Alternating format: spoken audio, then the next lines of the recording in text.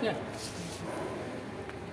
अब क्या है, जो भी आप जैसे कि लास्ट पे आप काम कर रहे हैं उसकी आपको हील हाइट मेज़र करनी है ना। मान लो हम ये 55-12 पे कर रहे हैं, उसकी हील हाइट मान लो 25 mm है ना। मेज़र करके आप चेक करोगे 25 mm हील हाइट यहाँ से ऊपर मार्क कर लो, ठीक है। ये हील हाइट अब अपने आप में ये जो है मीन फॉर्म, इसको एक काम करना है, इसका हाफ ले लेना पीछे का, ये सब ये वाला सेंटर, ठीक है। और यहाँ से एक मार्क कर लो 60 mm पे, ये 60 mm पे मार्क ले लेना। इन स्टेप पॉइंट है लास्ट का। अब आपको जो मीन फॉर्म प्लेस करनी है वो यहाँ से 3 mm बाहर इस पॉइंट पे रखना, ई लाइट वाले पे, ठीक है। और इसको टच कर दो नीचे एक्सेस से और इसको ट्रेस कर दो। मतलब ट्रेस करने की पोजीशन है ये, सीधे सीधे ट्रेस नहीं करना, टच करके 3 mm। और इसमें ये भी मार्क कर लो और ये भी मार्क कर लो। ये दोनों हैं ही हमारे ऑलरेडी वैम पॉइंट होता है। अब आपने जो कंस्ट्रक्शन लाइन बनाते हो वैसे ही बनानी है, परपेंडिकुलर हाफ पॉइंट ले लो, इसको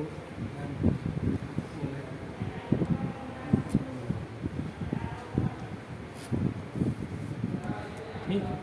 यस सर। अब हमको हाइट चाहिए एंकल बूट की। तो जो एंकल बूट की हाइट है वो करीब 13 सेंटीमीटर मार्क कर इस पॉइंट से। इसका कोई मीनिंग नहीं है, हमारा यहाँ से हम मेजरमेंट करेंगे। तो ये जो है 130 mm समझ लो पूरा, ये और ये। फिर यहाँ से एक परपेंडिकुलर ड्रॉ कर देंगे और यहाँ पे यहाँ +3 किया था, यहाँ -3 कर दो।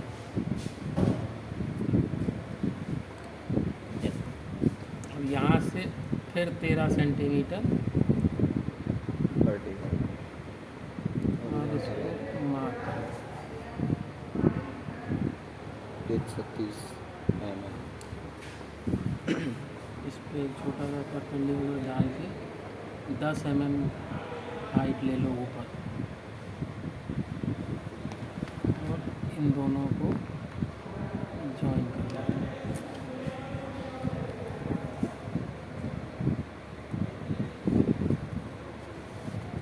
ठीक है। Yes sir. अब हमने इस पे डरबी बनाना है, तो डरबी के लिए आपको डरबी पॉइंट चाहिए। डरबी पॉइंट आपको बताया था, यहाँ से 175 या 180 mm पे आप ले सकते हो। तो हम 180 पे ले लेंगे, ये 15 हो गया और ये 30 हो गया।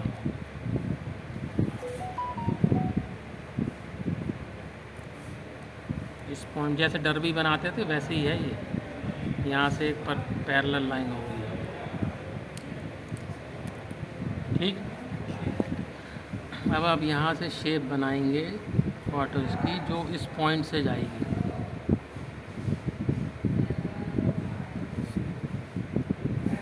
और इस पॉइंट से होती हुई यहाँ मिल जाएगी और यहाँ से ये राउंड हो जाएगी, ठीक है।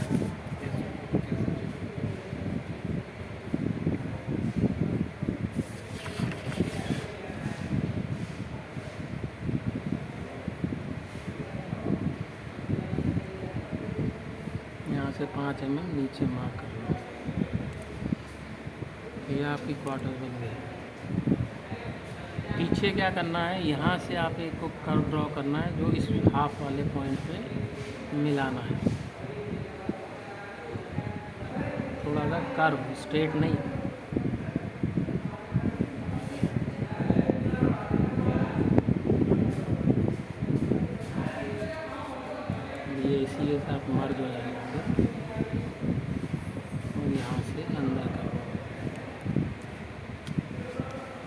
ये आपका बैक कर्व हो गया।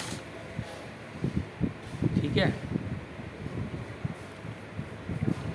आपने काउंटर बनाना है तो ये जो आपकी बैक हाइट है ये आपकी मैक्सिमम रहेगी, इससे ऊपर नहीं जाना।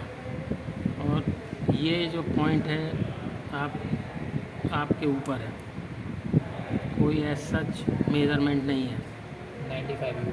95 भी ले सकते हो, कम भी ले सकते हो, आपके ऊपर है। 95 जो लेते थे ये कितना है करीब 80 है, ले लो। आप 95 भी लेना चाहो 95 ले लो, लेकिन ऐसा नहीं छोटा सा बना दो, इतना सच बना दो। आप जो मेंस के लिए काम कर रहे हो, ड्राइंग कर रहे हो, लुक जो है वो मैनली लुक होना चाहिए। Yes sir. तो 80 से छोटा मत बनाओ मेरे हिसाब से, तो इतना ही रखो। इससे बड़ा कर सकते हो, 90 कर लो, 95 कर लो। उसमें हम क्या करते थे, यहाँ 10 mm छोड़ के एक कर्व बना लेते थे। ऐसा कुछ नहीं है, आपको चेंज करना है। इस बार चेंज कर देते हैं इनको, थोड़ा चेंज कर दिए। ठीक है, लुक है, आप कैसे बनाना चाहते हो। तो हमने ऐसे ही सच ले लिया है। कितना है ये 40 है, कोई ऐसा फिक्स नहीं है, थोड़ा सा चेंज लुक करने के लिए। तो ये आपका क्वार्टर बन गया, ये आपका काउंटर बन गया। अब आपने टंग बनाना है। टंग के लिए क्या करना है, पहले तो ये एक्सिस स्ट्रेट बना लो, फिर इस पॉइंट और वैम पॉइंट को मिलाते हुए एक लंबी लाइन है। टंग होती है आपकी हाईएस्ट पॉइंट से 10 mm ऊपर, तो यहाँ से 10 mm ऊपर आपने एक मार्क ले लिया टंग का। यहाँ आप एक इंटरेक्टिंग पॉइंट देते हो, लॉक, जो कि इस पॉइंट से 10 mm ऊपर होगा, यहाँ स्ट्रेच लॉक, और 10 mm इधर होगा। ये लॉक है आपका 10 बाई 10, ये पॉइंट आ गया। इस पे टंग हमें जॉइन करनी है, लेकिन यहाँ ना बना के टंग हम इस लाइन पे बनाएंगे, क्योंकि यहाँ पे बनाने से क्या है, आपको बहुत स्प्रिंग देनी पड़ेगी, उसका कोई यूज़ नहीं है। टंग के लिए स्प्रिंग देने की ज़रूरत नहीं है। तो ये जो लाइन हमने खींची है, इस पर हमें टंग ड्रॉ करनी है। लेकिन उसके लिए क्या करना है, ये जो पॉइंट आपका आया यहाँ से और यहाँ तक की लेंथ, ठीक है, ले लो 14, और ये 14 इस लाइन के ऊपर ट्रांसफ़र कर लो। तो ये वाला एरिया आपका यहाँ आ गया। ये पॉइंट कॉमन रहेगा, ये चीज़ यहाँ आ गई। ठीक है, अब इस पॉइंट पे आपने ड्रॉ कर दिया। इसमें आप बड़ा ही रख सकते हो, 40-45 तक रख लो, 40 रख लो, 42 रख लो, उसकी चौड़ाई। अब इस पॉइंट को इस पॉइंट से मिलाइए, यहाँ पे टंग ड्रॉ कर दिया। और यहाँ आपको बताया था सीधी नहीं रखते हैं, यहाँ से 5-7 mm ऊपर लेते हुए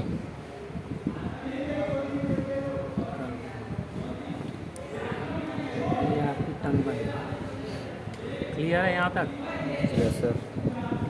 अब यहाँ पे आपको आईलेट बनाना है। आईलेट बनाने के लिए मेरे को 10-12 mm में से लेना है। मैं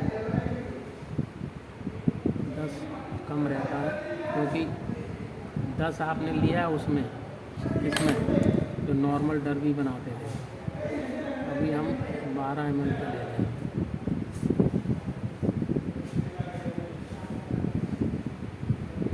क्यों ले रहे हैं 12 पे, वो बता दें। ये डिस्टेंस है 12 mm।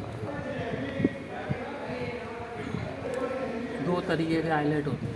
नंबर पता है तुम्हें, एक 400 नंबर होता है, एक 600 नंबर होता है, एक 200 नंबर होता है।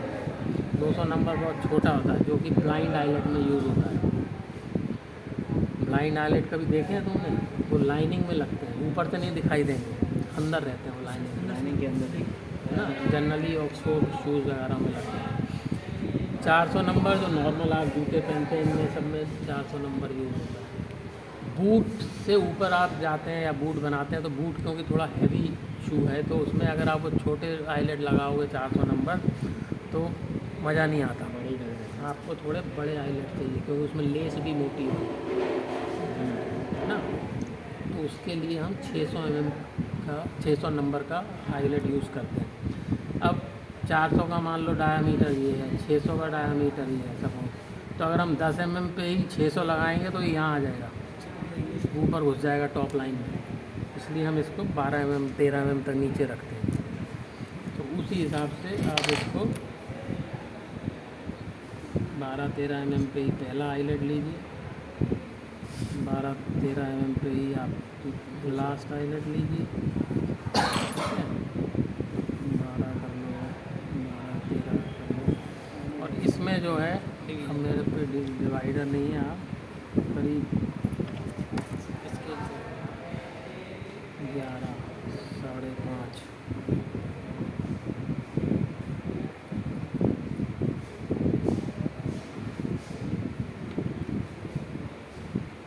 6 से 7 आईलेट बनाओ।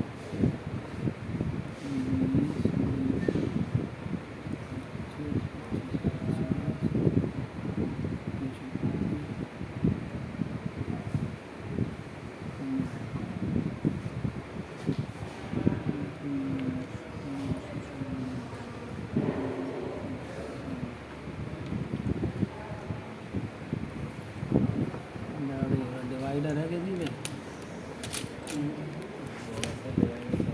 तो फटेगा।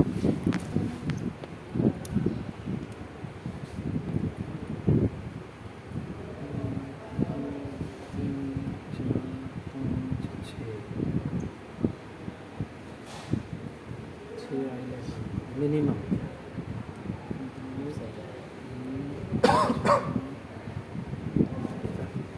थोड़ा बहुत रहेगा।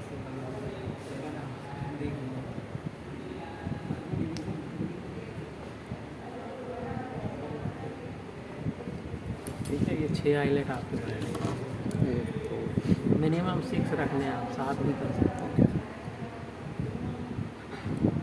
पहले 2 आईलेट्स के बीच में से टंग को जॉइन कर दो, अलग कर दो, थोड़ा सा कर्व के साथ, ये टंग अलग हो गई, ठीक है। अब ये वैम्प हो गया इतना सा। यहाँ पे आपने लास्टिंग अलाउंट है,